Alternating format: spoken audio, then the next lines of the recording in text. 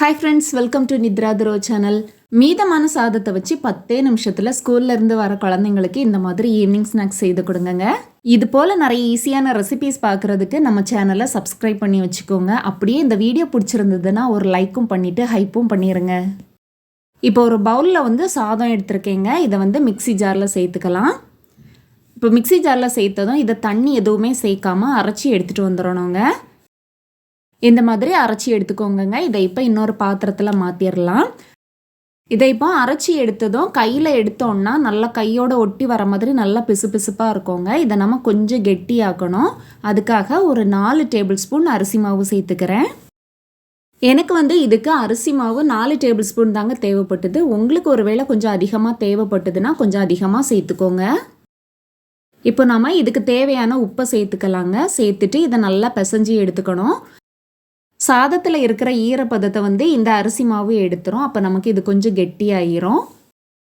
இப்போ எல்லாத்தையும் நம்ம நல்லா பிசைஞ்சு எடுத்தாச்சுங்க. மாவு எவ்வளோ இறுக்கமாக இருக்குது பாருங்கள். நமக்கு உருண்டை பிடிக்கிற அளவுக்கு கரெக்டாக வந்துடுச்சு. 2 கையிலையும் இப்போ தண்ணி தொட்டுக்கலாங்க. தண்ணி தொடாமல் இதை உருண்டை பிடிக்க முடியாது. அதனால 2 கையிலையும் தண்ணி தொட்டுக்கோங்க. தொட்டுட்டு இந்த மாதிரி சின்ன உருண்டையாக எடுத்து உள்ளங்கையில் வச்சு இப்படி உருட்டி எடுத்தோன்னா சூப்பராக உருண்டை ரெடி ஆயிரும். இந்த மாதிரி எல்லா மாவையும் உருண்டை பிடிக்கிறதுக்கு கையில் லைட்டாக தண்ணி தொட்டுட்டு உருண்டை பிடிச்சிங்கன்னா ரொம்ப ஈஸியாக உருண்டை பிடிச்சிடலாங்க. இப்போ எல்லா மாவையுமே நம்ம உருண்டை பிடிச்சி எடுத்து வச்சாச்சு. இட்லி பாத்திரத்தில் தண்ணி வச்சுருக்கேங்க. தண்ணி நல்லா சூடானதும் இட்லி தட்டில் நம்ம பிடிச்சி வச்சுருந்த உருண்டை எல்லாத்தையுமே எடுத்து வச்சிடலாம். இதை இப்போ 5 நிமிஷத்துலேருந்து 7 நிமிஷம் வரைக்கும் வேக வச்சு எடுத்தால் போதுங்க. நல்லா சாஃப்டாக வந்துடும். உருண்டை எல்லாத்தையுமே நம்ம வேக வச்சு எடுத்தாச்சுங்க. பாருங்கள் எவ்வளோ சாஃப்டாக இருக்குன்னு. இப்போ இந்த உருண்டை எல்லாத்தையுமே எடுத்து தனியாக இன்னொரு பாத்திரத்தில் எடுத்து வச்சுக்கலாங்க. ஸ்டவ் ஆன் பண்ணிவிட்டு ஒரு பாத்திரம் வச்சுருக்கேன். அதில் 1 டேபிள் ஸ்பூன் எண்ணெய் சேர்த்துக்கலாம். எண்ணெய் நல்லா சூடானதும் 1/2 டீஸ்பூன் கடுகு, 1 டீஸ்பூன் உளுந்தம்பருப்பு சேர்த்துக்கலாம். இது நல்லா பொன்னிறமாக பொரிஞ்சு வரணுங்க. இது நல்லா பொரிஞ்சு வந்ததும் இதோட ஒரு வத்தல் சேர்த்துக்கலாம்.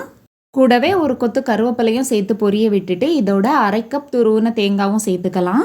தேங்காய் சேர்த்துட்டு 1 நிமிஷத்துக்கு மட்டும் இதை மிக்ஸ் பண்ணி விட்டால் போதுங்க. ரொம்ப நேரம்லாம் இதை வதக்க வேண்டாம்.